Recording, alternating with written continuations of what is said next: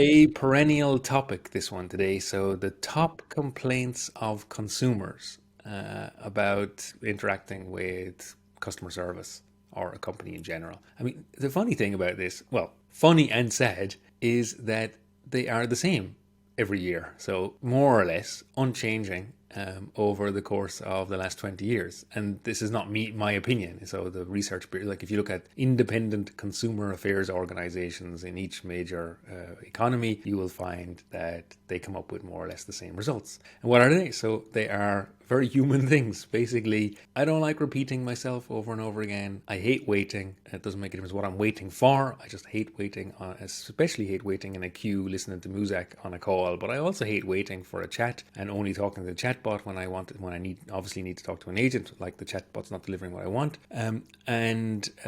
I hate being transferred around inside the contact center.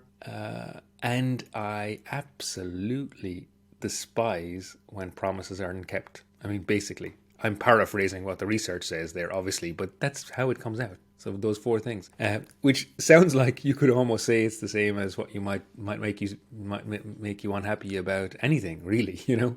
Also location-based service. People like as soon as you go to a nightclub or something and you see there's a huge queue outside there, you don't cheer, right? You know what I mean? Everybody has the same groan effect. You go to the post office and there's a long queue. So we just don't like waiting. Repeating yourself in the sense of the contact center, what people are complaining about there is that they call up, they go through the IVR, they give in their ID and answer a security question, and they get asked what department they want to speak to. Then they get through to an agent, and the agent does more or less the exact same thing.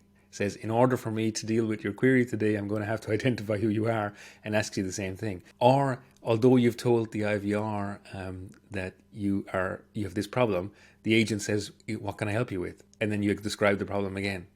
Same thing is if you, repeating yourself, is if you get transferred from one agent to another. So the agent is not dealing with your query in the first call, and then they transfer you, and then you start all over again with the same problem. I mean, I cannot understand it's unfathomable why a company would not deliver the data that the first agent captured to the second agent. It just makes no sense.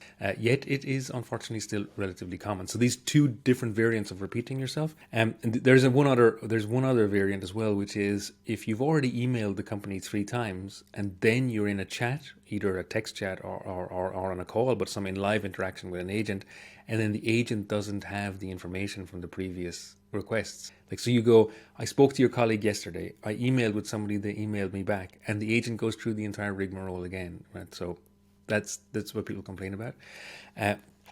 And then, of course, all the time, waiting. So nobody likes waiting, listening to music. These problems are, of course, easier to solve nowadays, but it's not that contact centers don't want to solve them either. It's more that the barriers within the technology and the processes that contact centers have prevent them from doing it. So I've never met a contact center manager who said, "Oh, I like it that way. I just love that our agents waste time listening to asking the same questions over and over again."